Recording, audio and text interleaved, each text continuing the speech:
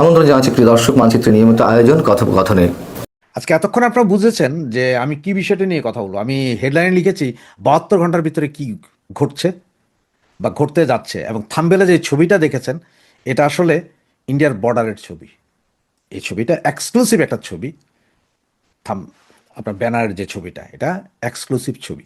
এবং এই ধরনের অনেকগুলো ভিডিও, অনেকগুলো ছবি আমার কাছে আছে, কিন্তু সবগুলো আসলে এখন বিভিন্ন কারণে দেওয়া যাবে না। কারণ আমি ওই ভিডিওগুলো যদি প্রকাশ করে দিই তাহলে আমাকে আবার ইন্ডিয়াতে ব্যান করে দিবে, বিভিন্ন জায়গায় ব্যান করে দিই, কারণ এটা যুদ্ধক্ষেত্রে এই ছবি দেওয়া যায় না সচরাচর, যখন ওরা এখনো দেয়নি।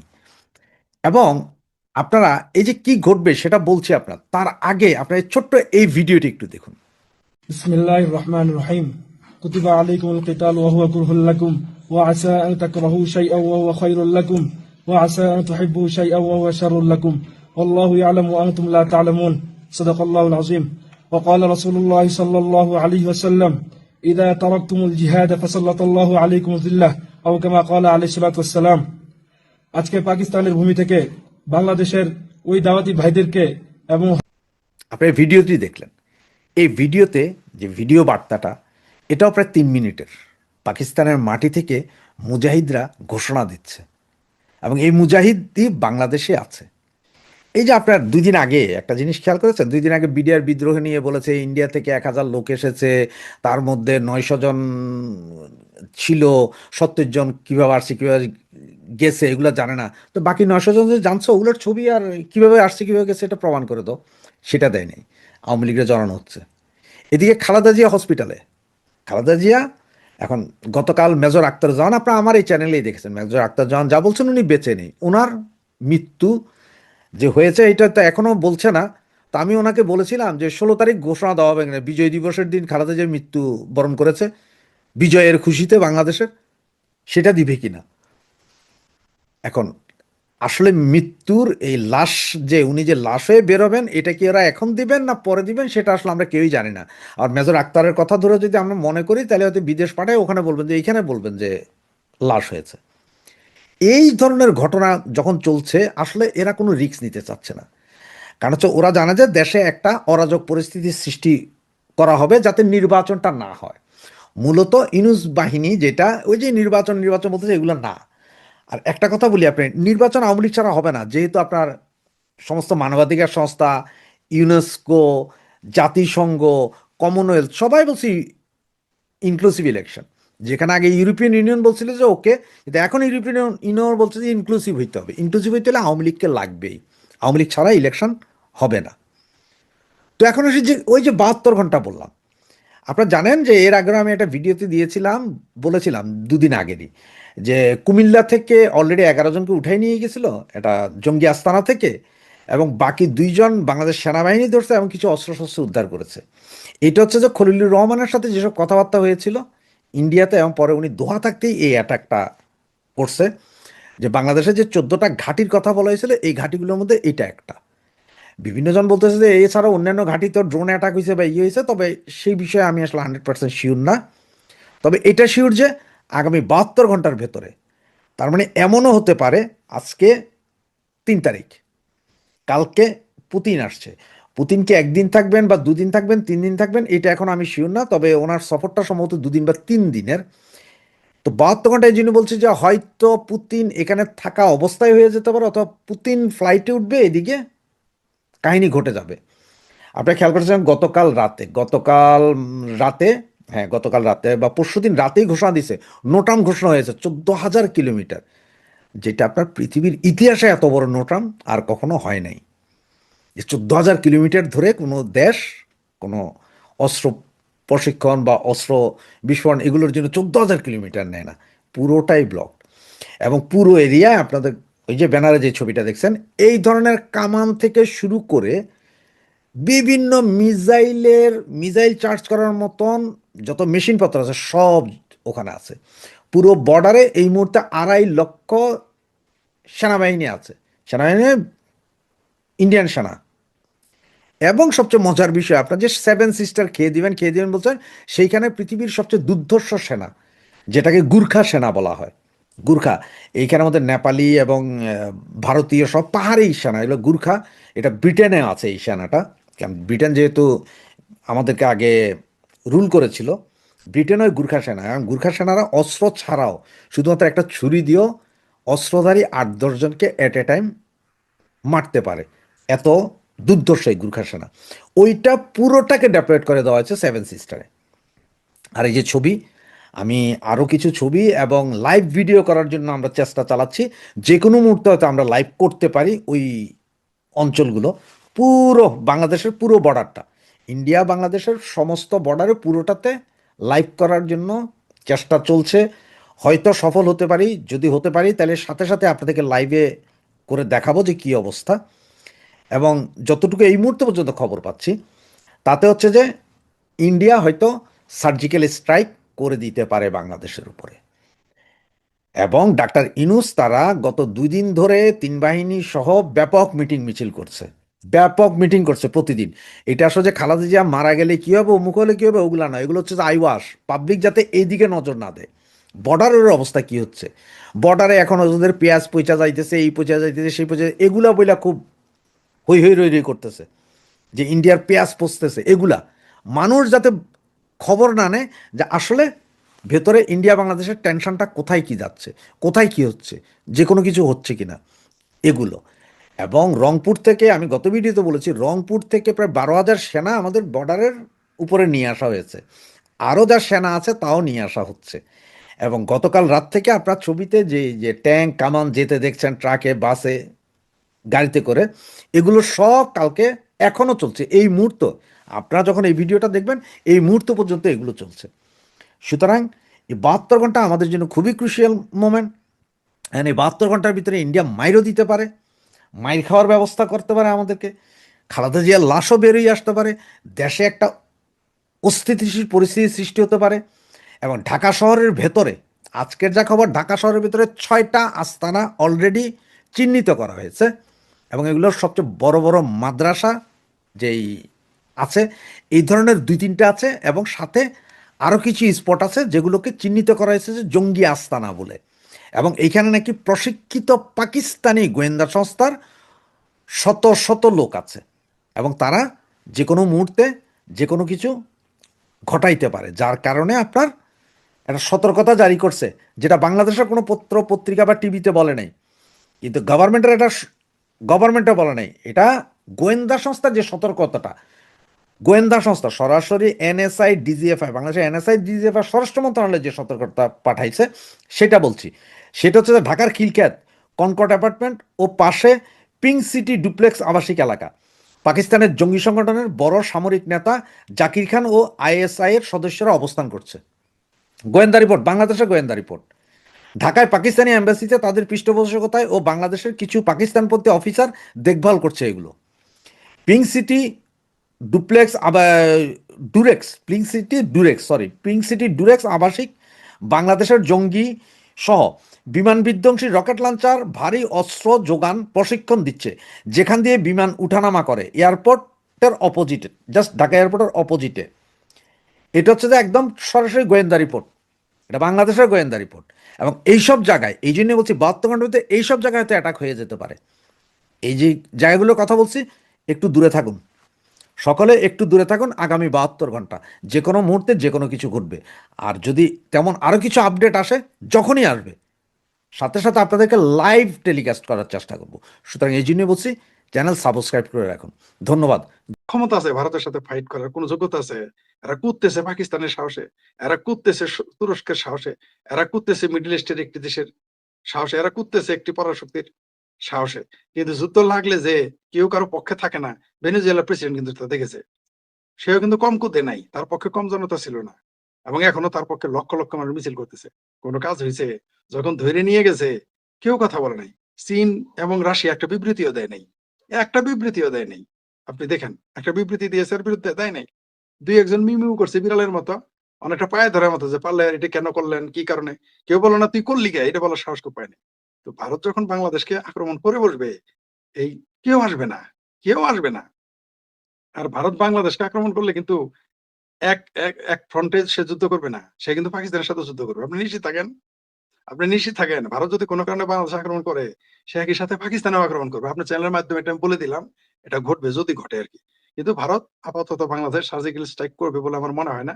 যদিও ভারত জানে যে বাংলাদেশে বহুবিধ প্রায় ২০টার মতো সন্ত্রাসী আড্ডা ট্রেনিং চলতেছে এখানে সন্ত্রাসীদের, এবং জামাতের আমির তো বলছেই তাদের ৫০ লক্ষ জিহাদি আছে, তার মধ্যে ২৫ লক্ষ আন্ডারগ্রাউন্ড। এটা তো বলছেই। তারা তো এটা নতুন করে না, এটা তারা আমাদের বলতে হবে না, তারাই বলেছে। কিন্তু ভারত সেটা করবে না। ভারত যে কাজটা করবে, ফুড চেইনটা কেটে দিবে। আমি আবারও বলছি, ফুড চেইনটা কেটে দিবে। বাংলাদেশের মানুষ দলে, দলে, পালে, পালে না খেয়ে মারা যাবে। এবং সেই দিকেই বাংলাদেশ যাচ্ছে। আপনি আমাকে আমাকে কারো হাত থেকে রক্ষা করতে পারবেন। আমার চিকিৎসা থেকে রক্ষা করতে পারবেন। আপনি আমাকে কেউ যদি মারতে আসে রক্ষা করতে পারবেন। কিন্তু আমি যদি আত্মহত্যা করি আপনি আমাকে ফেরাইতে পারবেন? পারবেন না। তো বাংলাদেশ আত্মহত্যার দিকে যাচ্ছে। পাকিস্তানের সাথে দ্বন্দ্ব করলেও বাংলাদেশে কিছু যায় আসে না। সৌদি আরবের সাথে দ্বন্দ্ব করলেও বাংলাদেশের লোক না খেয়ে মরবে না। আমি বারবার বলেছি এই কথা। এবং আমি সেটা প্রকাশ্যে বলেছি এবং ১ম থেকে বলছি, এখনো বলি যে, এবং আমিই ১ম বলেছি। সেটা হলো সৌদি আরবের সাথে পাঙ্গা লাগলেও আমরা না খাই মরবো না। কষ্ট হবে। অর্থনৈতিকভাবে আমরা দুর্বল হবো, না খাই মরবো না। আমেরিকার সাথে পাঙ্গা লাগলে আমরা, ধরেন পাঙ্গা মানে আমেরিকার সাথে বদামি করলে, যেটা ভারতের সাথে করতেছে। এরকম ছ্যাঁচড়ামি পাতরামি করলে তাও না খাই মরবো না। কষ্ট হবে। আমাদের অর্থনীতি ধ্বংস হয়ে যাবে। আমাদের গার্মেন্টস কোথাও ইউরোপে যাবে না, আমেরিকা যাবে না। কম খেতে হবে কিন্তু না খায় মরবে না। কিন্তু ভারতের সাথে পাঙ্গা নিলে বাংলাদেশের লোক কিন্তু না খেয়ে মারা যাবে। কারণ এই ১৮ কোটি লোকের ১ কোটি বাদ দেন। ওই ১ কোটি তো আপনি হিন্দুদের তো আর কেউ খাবার দিবে না, বাংলাদেশের লোক মুসলমানরাই খাবে। ওই ১৭ কোটি মুসলমানের আমেরিকা এসে পালবে না। আর পাকিস্তান নিজেই ভিখারি রাষ্ট্র। তুরস্কের অর্থনীতিও খালে বিলে। ঠিক আছে? কেউ আসবে না বাংলাদেশকে রক্ষা করতে। এখন ক্ষমতায় কারা? জামাতের ইউনূস সরকার, তাই না? জামাতের ইউনূস সরকার। তো জামাতের ইউনূস সরকার যেহেতু এখন ক্ষমতায়, তো বাংলাদেশকে ধ্বংস করতে যা, যা করতে তা তো সে করবেই। কারণ বাংলাদেশ যদি উপরে উঠে, তখন তো বলবে হামে পাকিস্তান, বলবে হামে বাংলাদেশ বানাতো, হামে বাংলাদেশ বানাতো। এই যে পাকিস্তানের সাংসদরা বলেছে হামে বাংলাদেশ বানাতো। এই যে বাংলাদেশের যে উত্থান, এটা তো বাংলাদেশের পেয়ারা পাকিস্তানে তো সহ্য হইতেছে না। তাই বাংলাদেশকে নামায়া ভিখারিস্তান বানাইতে যা, যা করতে হয় তা করবে। আর জামাতের নেতা তো ঘোষণাই দিয়েছে বাংলাদেশকে জাকাতিস্তান বানাবে। সে তো ঘোষণাই করেছে। কিন্তু জাকাতিস্তান বানাইতে পুরো ভিখারিস্তান না বানায় তারা ছাড়বে না। তাই বাংলাদেশকে শিল্প, সাহিত্য, সংস্কৃতি, খেলাধুলা সব ধ্বংস করে পুরো পৃথিবী থেকে তারা আইসোলেটেড করে ফেলবে। এবং এরা পরে শেষে দেখবেন না খেয়ে মারা যাবে। ভারত, আমি শুধু চিন্তা করতেছি জানেন, আপনি যদিও শিরোনাম দিছেন যে আবার কি সার্জিক স্ট্রাইকের পথে, না, বাংলাদেশ সার্জিক স্ট্রাইক হবে বলে আমার মনে হয় না। না খিলে মারবে ভারত। না খিলে মারবে। কারণ কি জানেন? এটা এরাই চাইতেছে। মানে বাংলাদেশের যে বর্তমান সরকার আছে, জামাত, হেফাজত, ইউনূস গ্যাং, বিএনপি গ্যাং, এরা চাইতেছে একটু না খায় থাকবে। কিন্তু এরা জানে না এই শক মিটাই দিবে ভারত। ভারত যেদিন বাংলাদেশে খাদ্য রপ্তানি বন্ধ করে দিবে, ভারত যেদিন বাংলাদেশে শিল্পের কাঁচামাল রপ্তানি বন্ধ করে দিবে, আকাশপথ বন্ধ করে দিবে, ৩ মাসের মধ্যে বাংলাদেশের দুর্ভিক্ষ লেগে যাবে এবং পালে, পালে মারা যাবে। সেই দিকেই বাংলাদেশ যাচ্ছে। এবং এটা এরা চাচ্ছে। ওই যে আগেই বললাম আমি যে, আপনি আমাকে কেউ যদি মারতে আসে ফিরাইতে পারবেন আমার শুভাকাঙ্ক্ষী হইলে। আমার ঝড় তুফান হইলে আপনি ঘরে নিয়ে আমার আশ্রয় দিবেন। আমি চিকিৎসায় মরতে গেলে আপনি আমাকে চিকিৎসার সুবিধা দিবেন, সহযোগিতা করবেন। বিনা চিকিৎসা যদি মরতে থাকি। কিন্তু আমি যদি আত্মহত্যা করি আপনি আমাকে কিভাবে ফিরাবেন? তো বাংলাদেশ আত্মহত্যা করতে যাচ্ছে। ভারতের সাথে আমি ওই যে যেটা বলতেছিলাম শুরুতে, যে ভারত, পাকিস্তান, সৌদি আরব, ইউরোপ, আমেরিকার সাথেও যদি বাংলাদেশ পাঙ্গা নেয়, অন্তত না খেয়ে মারা যাবে না। একবেলা হইলেও ভাত পাবে। একবেলা হইলেও খায়া বাঁচতে পারবে। কিন্তু ভারতের সাথে পাঙ্গা নিলে, হ্যাঁ, মৌলভী সাহেবেরা দাওয়াত খায় না? সেটা একেবারে ফুইলা পেট ফুইলা ফুটবল মানে পেট ফুইলা বানায়, ড্রাম বানায়। পাছার গোস্ত বাইরে যায়। ঘাড়ের গোস্ত বাইরে গেছে না মৌলভীদের? এদের কপালে খুব শীঘ্রই দুর্ভিক্ষ আছে, না খেয়ে থাকবে। সেই দিকেই যাচ্ছে। বুঝতে পারছেন? কারণ মানুষই ভাত পাবে না, মৌলভীদের কারা দাওয়াত খাওয়াবে?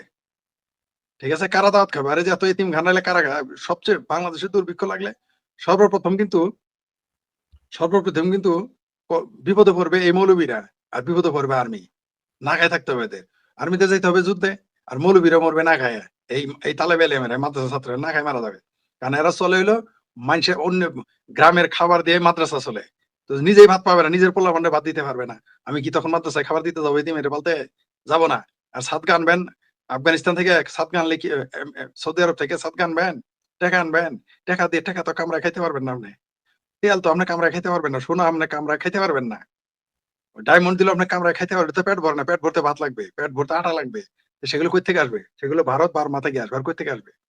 আপনি পাবেন না। টাকা হইলেও আপনি পাবেন না।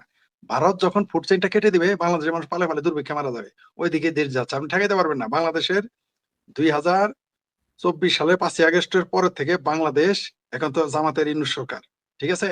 এরা আত্মহত্যা করতেছে বাংলাদেশে। এখন আপনি ঠেকাইতে পারবেন না। পারবেনই না আপনি ঠেকাইতে। কারণ এরা চুলকাইতেছে। তার সর্বশেষ সিমটম ভারত যে আস্তে আস্তে অ্যাকশনে যাচ্ছে, ভারত কিন্তু এবার বাংলাদেশকে অজগরের মতো ধরবে, অজগরের মতো আস্তে আস্তে সে টেরই পাবে না, পেটের ভিতরে চলে যাইতেছে। আমার ধারণা এইখানেই ক্ষান্ত থাকবে না বাংলাদেশ, যে কোনো মূল্যে ভারতের সাথে একটা বিরোধ করার চেষ্টা করবে। তারপরে যেটা ঘটবে সেটা হচ্ছে যে সংখ্যালঘুদের উপরে নির্যাতন শুরু করবে। কারণ যেহেতু আত্মীয় স্বজন নিয়ে গেছে, হাই কমিশনার আত্মীয় স্বজন নিয়ে চলে গেছে, কয়েকদিন পরে হয়তো হাই কমিশনার চলে যাবে, ভারতের হাই কমিশন বন্ধ হয়ে যাবে, কূটনৈতিক সম্পর্ক ছিন্ন হবে। তারপরে কি করবে? তারপরে রইল বাকি আওয়ামী লীগ তো মাঠে নাই। কারে আপনি মারবেন? মারবেন কারে? সংখ্যালঘুদের। কারণ আওয়ামী লীগ তো প্রচুর ১৭ মাস মারছেন। এটা দিয়ে আর মার্কেট দখল করা যাবে না। নতুন জজ বা পয়দা হবে না। এখন কি রইল বাকি? হিন্দু। কিছুদিন পর দেখবেন হিন্দুদের পেটানো শুরু করবে। হিন্দুদের নারীদের ধর্ষণ করা শুরু করবে, জমি দখল করা শুরু করবে। অহেতুক ঝামেলা বাজাবে। পায়ে পাড়া দিয়ে ঝগড়া। পৃথিবীতে দুর্বল কোন দুর্বল মানুষ, দুর্বল যে পায়ে পাড়া দিয়ে ঝগড়া করে তার প্রমাণ হলো বাংলাদেশ। কিন্তু যাদের যাদের আশ্রয়ে প্রশ্রয়ে লাফালাফি করতেছে, যেদিন ভারত ধরবে সেদিন আর আসবে। আচ্ছা, ভারত যুদ্ধ করবো না, যুদ্ধ করলে না আপনি আসবেন, তাই না? মনে করেন ভারত যদি বিমান হামলা করে তখন না পাকিস্তান, পাকিস্তান কোন দিক দিয়ে আসবে? আমি বুঝে উঠতে পারি নির্বোধ গুলো, বাংলাদেশের নির্বোধ গুলো একবার এত সামরিক জ্ঞানের লিঙ্গ জ্ঞান নাই। পাকিস্তান কোন দিক দিয়ে আসবে? বাংলাদেশে ঢুকবে, বঙ্গোপসাগর যখন দখল করে নিবে ভারত, এখানে কিভাবে আপনি অন্য দেশে এসে সহযোগিতা করবে? কোন দেশে আসবে না। বরং তখন ওই যে চুক্তি হবে আমেরিকার সাথে, ইসরায়েলের সাথে, যে তোমরা একটা আরেকটা দেশ তোমরা নাও, একটা দেশ আমরা নেই। বাংলাদেশ তখন ১ ভাগ না ৩ ভাগ হয়ে যাবে। একটা খ্রিস্টান রাষ্ট্র হবে, একটা হিন্দু রাষ্ট্র হবে, আর একটা ওই যে এতটুকু একটা বাংলাদেশ থাকবে। ঠিক আছে? তবে ভারত বাংলাদেশ ভাঙার আগে পাকিস্তান ভাঙবে। আরে পাকিস্তানের তো অস্তিত্ব টিকে থাকবে না আগামী ৫ বছরে। আর বাংলাদেশের লোকজন লাফালাফি শুরু করে দিয়েছে এই রাজাকার আলবদরের চেলা চামুন্ডারা। এরা মনে করতেছে যে দেখেন না এদের জজবা পারমাণবিক বোমা গিলে খাবে। এরা কত বড় মূর্খ, এই সমস্ত মূর্খদের আপনি কিভাবে বোঝাবেন? আমি তো বলছি যে এই দেশ আত্মহত্যা করতে যাচ্ছে। এই দেশটা ৩ ভাগে ভাগ হয়ে যাবে। মানে এটা আগে মনে হয় না, এখন মনে হচ্ছে, এই ৫-৬ মাস যাবত মনে হচ্ছে। দেখবেন ওই যে আমেরিকা এবং ইসরায়েল মিলে একটা দেশ বানাবে খ্রিস্টান রাষ্ট্র। হয়তো চিটাগাং নিয়ে একটা খ্রিস্টান রাষ্ট্র। ওই রংপুর, রাজশাহী ওই অঞ্চল নিয়ে একটা হিন্দু রাষ্ট্র বানাবে। কারণ এই ১ কোটি হিন্দু আপনি কোথায় রাখবেন? ১,৩০,০০,০০০ হিন্দু কাগজপত্রে আছে। আরো বেশি আছে। কাগজপত্রে ১,৩০,০০,০০০ নাকি ৩২,০০,০০০। তাদের জন্য একটা দেশ দিতে হবে। তাহলে মুসলমানরা পরে এখানে, বাংলাদেশ কোথায় থাকবে? চিটাগাং বন্দর যদি জায়গা, ওদিক দিয়ে রাজশাহীর ওই দিক দিয়ে অঞ্চল জায়গা হিন্দুদের হাতে, হিন্দু ল্যান্ড মনে করেন হইলো, আর বাংলাদেশ থাকলো, এটার নাম দিবে বাংলাস্তান। তাই না করবে? যে হুমায়ুন আজাদ বই লিখেছিলেন বাংলাস্তান। ভারতের উপরে এত রাগ। আচ্ছা, ভারতের হাই কমিশন আক্রমণ করতে পারে, রাগ করে ধরে নিলাম কমরেড মঈনুদ্দিন খান বাদলের ভাষায়, ধরে নিলাম ভারতের উপরে আপনার খুব রাগ, আপনি ভারত হাই কমিশন আক্রমণ চালালেন, ধরে নিলাম। ভাই ইন্দিরা গান্ধী কালচারাল সেন্টারে আপনি আগুন দিয়েছেন কেন? সেখানে হাজার হাজার বই ছিল, হাজার হাজার বই। আপনি সেই গ্রন্থাগার পুড়ে দিলেন কেন? আমাকে বলেন, আমাকে বুঝায় বলেন। এটা কোনো জবাব আছে? এই জবাব কেউ চায় নাই। যেদিন ওই গ্রন্থাগার পুড়ে দিছে, তারপরে কিন্তু ভারত বুঝেছে কিনা জানি না, আমি বুঝে গেছি যে বাংলাদেশের মানুষ কত ভারত বিদ্বেষী, সর্বোচ্চ সর্বোচ্চ রূপ তারা দেখিয়েছে। আপনি বই নিয়ে বাড়িতে নিয়ে চলে যেতেন। ওই যে শেখ হাসিনার ওখান থেকে কোরআন শরীফ নিয়ে গেছেন, জায়নামাজ নিয়ে গেছেন, তার তার পোশাক নিয়ে গেছেন, তার আন্ডারগার্মেন্ট নিয়ে গেছেন, এমনকি কমোড পর্যন্ত উঠাই নিয়ে গেছেন, মুরগি পর্যন্ত নিয়ে গেছেন। ঠিক আছে? কুত্তাটা শুধু নিয়ে যায় নাই। ঠিক আছে? এখন কুত্তা তো আবার ইসলামে হারাম। আর সব নিয়ে গেছে। এখন শুনেন, আপনি বইগুলো নিয়ে বাড়িতে নিয়ে চলে যাইতেন। তাইলে বলতাম, আপনার রাগ, ওখানে হামলা করছেন, বইগুলো নিয়ে আগুন দিলেন কেন? আপনি ইন্দিরা গান্ধী কালচারাল সেন্টার আগুন দিলেন কেন? বই পুরো কারা? বই পড়ে যারা বর্বর, অসভ্য, সন্ত্রাসী, জঙ্গি, তারাই কেবল বই পড়ে। যারা স্বাধীনতা বিরোধী না শুধু, যারা সভ্যতা বিরোধী, সংস্কৃতি বিরোধী, যারা মানবতা বিরোধী, যারা জ্ঞান বিরোধী, বিজ্ঞান বিরোধী, তারাই তো গ্রন্থাগার পড়বে। গ্রন্থাগার পুরার জিনিস? আপনি বলেন আমাকে গ্রন্থাগার পুরার জিনিস কিনা? আরে ভাই, আমি মওদুদির পছন্দ করি না। তারপরে মওদুদির বই পড়তে গেলে আমি বলবো, ভাই পড়িস না, আমার দিয়ে দেয়, আমি নিয়ে এসে পড়বো। বই তো পড়তে দিব না আমি। আমি সবচাইতে ঘৃণা করি মওদুদির বইগুলোকে। ঘৃণা করি। কিন্তু আমি বই তো পড়বো না। কারণ বই তো বই, আপনি বইয়ের সাথে আপনার কি শত্রুতা? তখনই বোঝা গেছে। তো এটার সিম্পটম কি? সিম্পটম হলো ভারতের বিরুদ্ধে তারা পরিকল্পনা করেছে বহু কিছু ঘটাবে। এই বাংলাদেশে এই মুহূর্তে এই বাংলাদেশটা এখন ২য় পাকিস্তান। এই বাংলাদেশটা এখন জামাতের ইনুস সরকার না, পাকিস্তানের জামাতের ইনুস সরকার। বর্তমান বাংলাদেশটা হচ্ছে পাকিস্তানের জামাতের ইনুস সরকার। তারেক রহমানের কন্যা তো শুধু বলেছিল ইনুস নিয়ন্ত্রিত, জামাত নিয়ন্ত্রিত ইনুস সরকার। আমি প্রথমে নাম দিয়েছি ইউনুসের জামাতের ইউনুস সরকার। এখন বলে দিলাম আপনাকে, আপনার চ্যানেলে এটা প্রথম বললাম, এর আগে বলে আসছি জামাতের ইউনুস সরকার। আপনার চ্যানেলে বললাম এটা হলো পাকিস্তানের জামাতের ইউনুস সরকার। এরা যে কোনো কিছুই ঘটাবে। আর বাংলাদেশকে বলির পাঠা বানাচ্ছে। বাংলাদেশ হচ্ছে পাকিস্তানের শত্রু। পাকিস্তান চিন্তা করছে যে এই শত্রুকে বাঘ মারতে, অর্থাৎ ভারতকে, আমি বারবার বলতেছি, আপনাদের কতবার বলবো আর, যে বাঘ মারতে শত্রুকে পাঠাচ্ছে, বাংলাদেশের খাঁটি প্রভাব পাকিস্তান প্রয়োগ করতেছে, একে পাঠিয়েছে যাতে বাঘ যদি মরে তাহলে তো সোনাই সোহাগা, আর যদি শত্রু মরে তাও লাভ, অর্থাৎ পাকিস্তান ধ্বংস হলো পাকিস্তান, বাংলাদেশ ধ্বংস হলো পাকিস্তানের লাভ, আর ভারত ধ্বংস হলো তো সোনাই সোহাগা। তো এই জন্যই সে পাকিস্তানে এখানে ইনফ্লুয়েন্স, এই জন্য জজবাত, এই জন্য এত মাদ্রাসা পয়দা। মাদ্রাসা এখানে আপনার একটা জিনিস বলি, এই পাকিস্তান বিরোধী, পাকিস্তানের যে ভারত বিরোধী যে চেতনা জজবা তৈরি করছে, এটা কোথা থেকে তৈরি করছে? এই মাদ্রাসা থেকে। শুধু এখন মাদ্রাসা না, এখন বিশ্ব